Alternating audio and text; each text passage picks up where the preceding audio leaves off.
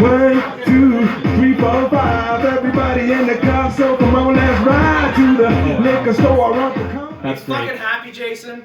Rarely, Jimmer. Rarely.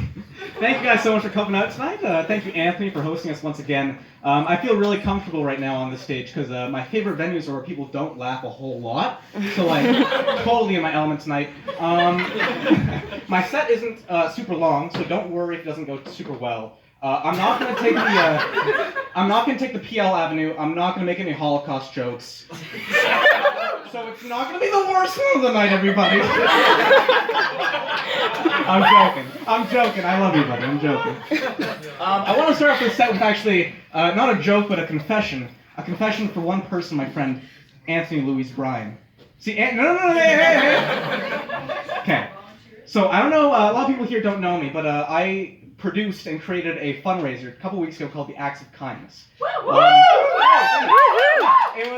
I'm not sucking my own dick up here. That's what a lot of comedy is, and I'm not doing that right now.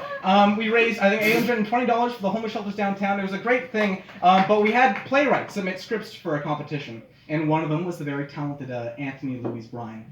Now, throughout that process, it was Shoebox. It was fantastic.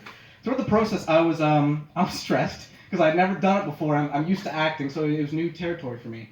And you know, when you're there producing a theater thing, you see all the actors, especially because you're used to acting, and they're fucking around, they're talking and stuff, and it's like a sad scene from a black and white movie where I'm looking out the window like, why can't I play with my friends, Papa? It was miserable, it was stressful. So I think people were kind of, they didn't want to put too much on my plate because I was stressed out. Anyway, so the event ended, it was really great, and my girlfriend and a friend of ours is, they're walking next to me, and they say, Jason, we have to tell you something. Anthony made us promise that he wasn't, that we weren't going to tell you about this. Anthony, I know what you didn't want me to know. Everybody, there's a really fine line between me and a 4-year-old. One of those lines is spell check. And I made this fucking poster in Photoshop, and I had spell check toggled off. Oh no. Acts of Kindness, featuring Shoebox by the great Louise Anthony Bryan. Anthony. I hung this shit all over town. So for 2 weeks, this lovely man was walking around seeing his fucking name spelt wrong, and he didn't even want to tell me because he knew it didn't bother me that much. It was a fuck up, but I just find it so sweet. It's so revealing of your character, Anthony, that you didn't want to put that on me. So thank you, buddy. Another thing about Anthony, really quick. He's fucking adorable. That guy's so cute. I love him. I went to Cineplex last week to see Jordan Peele's Us, which was quite good. And they're sitting in the theater. I see Anthony, and I go up, and Anthony is probably the highest I've ever seen anybody. This guy liked that joke a lot. He looks like he took an edible that could kill a small nation.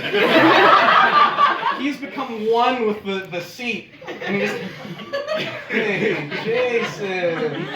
So happy to see you. Anyway, that's it for my Anthony jokes. I love you, buddy. So I've been studying comedy for a super long time, like 3 days. And a lot of great comedians know they have the shtick. They have like a bit they like to go back to. So I'm gonna, Will's Room is a chill place. I'm gonna try out a few characters for you guys, and we'll see what my new one's gonna be. So this first one is a guy who would be really good at comedy, but he can't get a good grip of the mic.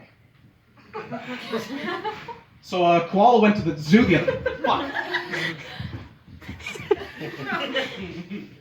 And he fuck. So he was eating his food and he dropped it and he said, "Shoot!" Oh fuck! Okay, lukewarm. I got some more. Comedian who is new at comedy and the audience isn't sure how to feel about him. Hey guys, what's up? It's me, Jason McIntyre. Because it's actually me, I'm not sure how you feel about it. That joke proved itself, you don't know how you feel about it. Comedian who gets severe stage fright, but only when he makes eye contact with the bartender. So hey everyone, how you doing tonight? Franklin's great city, lots of good sports.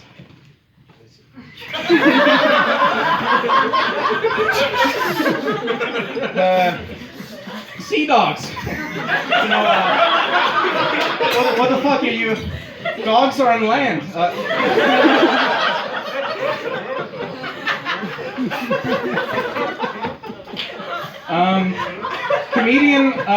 Comedian who heckles the audience but fucks it up. Hey, what the fuck are you doing? Your eyes are beautiful. Idiot. Hey, piece of shit. Looks like you take good care of your skin. You're healthy. Your smile's beautiful. For this next joke, I'm actually. Can I have your help, sir? It's actually a trick. Can you come up on stage for me? So you guys look at me and I know it's like that guy's the most hyper masculine, fucking confident fucking guy. He has no worries. But you know, comedy's actually a stressful thing, you know, and I'm not the most confident person. So I find it really helps if I could have someone on stage with me. Just come over a little bit. You just hold my hand. That's it. This is how it's gonna go from now on. So I find it really hard to connect with people. Like people do a lot of weird things that I just don't really understand.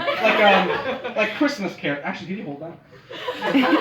Like Christmas. I do all this shit. Like Christmas caroling. You know, it sounds like a fucking nightmare to me. I don't like talking to people. I don't want a bunch of strangers coming to my door to sing at me for 8 minutes in the dead of night with cold wind. I don't like the idea of that. It's like, oh man, you know that awkward feeling I get when people sing happy birthday at me? I wish I could have that fucking year round. Hell yeah. No, it's bullshit. I'm way too antisocial for Christmas caroling. I don't want to see someone in person. I don't want to talk to anybody over the phone. I haven't picked up my home phone in like a decade, which is cool because like I haven't talked to any telemarketers recently. But kind of a bummer. I missed Grandpa's funeral. But it balances out because I don't have to talk to you. Alright, I'm gonna switch things up, you guys. I'm gonna talk about something really, really funny. Okay?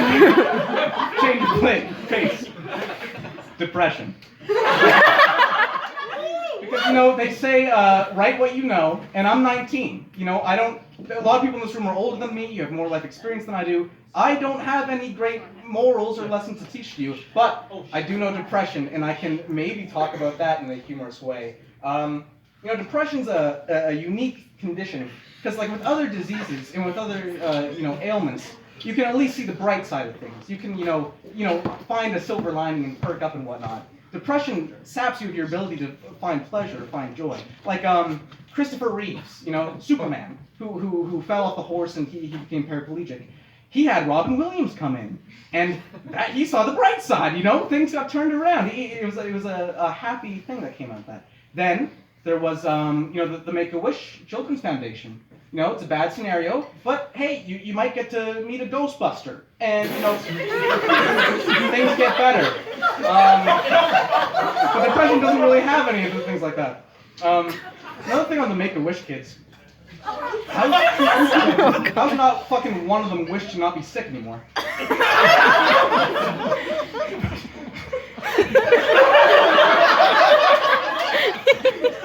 basic. Anyway, that's my time, everybody.